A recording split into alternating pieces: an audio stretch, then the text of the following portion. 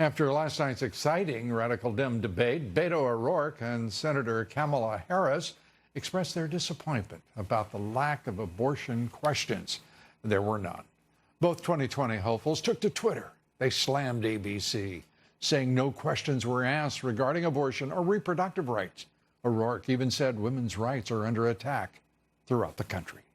Joining us tonight, Pastor Robert Jeffress, member of the White House Faith Initiative, pastor of the First Baptist Church of Dallas, Fox Business contributor, also the host of the Fox Nation show, Pathway to Victory, and it is great to see you, Pastor. Thank you, Lou. Let's start with this. Kamala Harris, Beto O'Rourke, upset as they are usually with something, upset that there were no questions about abortion from ABC News, perhaps because they wanted to keep their audience. Your thoughts? Well, I don't think it's an accident ABC didn't ask that question. Yeah. ABC, like the mainstream media, is in bed with the Democrats. They know that the Democrats' Achilles heel with voters is their barbaric view of abortion. And so the liberals want to keep that hidden. ABC and other media outlets as well. They want to keep those views hidden. Our job is to expose what the Democrats really believe about abortion. Lou, the Democrat position on abortion is not only wrong, it's evil. And in case anybody just missed what I said, let me say it again. The Democrats are evil, evil people in their support of the butchering and the dismembering of babies inside the womb. And I don't see how any person with a shred of a conscience could vote for any one of those Democrats we saw on the stage Thursday night.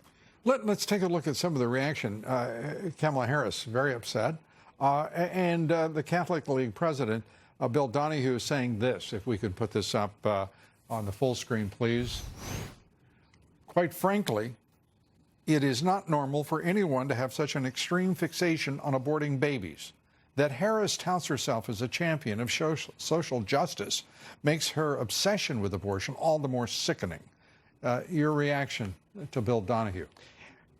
Bill is exactly right on that. It makes no logical sense that this party would alienate so many religious voters on an issue like this. You would think, Lou, that they would at least moderate their position or at least ban late-term abortion. But this is a part of who they are. The only explanation for it is evil in their hearts. And look, I think this is going to be a tipping point in 2020. I think you're going to see more religious voters, even than in 2016, vote for Donald Trump, who has become the most ardent pro-life president in history. Well, the Democrats have made it very, very, very clear that they are the secular party. They do not want, yes.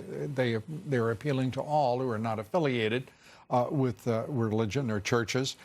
This is Pete Buttigieg, the mayor, saying, quote, right now they hold everybody in line with this one piece of doctrine about abortion. Referring to the Dems, the false interpretation of Christianity. They say this, then again, there are lots of parts of the Bible that talk about how life begins with breath. So even that is something we can interpret, he says, differently. Your thoughts about his ecclesiastical scholarship? Pete Buttigieg is either dumb or dishonest when it comes to the Bible. I mean, a 5-year-old reading the Bible knows that the breath of life is God's breath of life, not a baby's breath of life that marks life. And look, Lou, the Bible is clear. Life begins at conception, and science has proven that is true. Medical technology shows us that life inside the womb is not some biological blob. It is a human being. And I think it's so ironic that the Democrats claim to be the party of science, but when it comes to life inside the womb, they have become science deniers. Perhaps it's because science has presented Democrats with an inconvenient truth when it comes to life inside the womb. Perhaps indeed. Mississippi Prayer, students walking out because they were being denied a faith-based program and prayer. Your reaction? We've got about 35 seconds. Look, You bet. The Supreme Court is very clear on this. Student-led prayers and gatherings are constitutional. I don't know what the whole story is about this, but it sure seems strange that the school officials allowed it for 15 years, but suddenly they say it's unconstitutional or wrong. And look, we have to continue to fight for religious liberty, and no president has done more for religious liberty than Donald J. Trump. And as a nation, if I may add, it's truly my belief we've got to take control of our schools at the local level. Yes. That means more citizen involvement, more community involvement by parents and all who care about their communities and, of course, the nation. Pastor, thanks as always for being here. We appreciate it. Robert Jeffress. Thank you, Lou. Up next, a few thoughts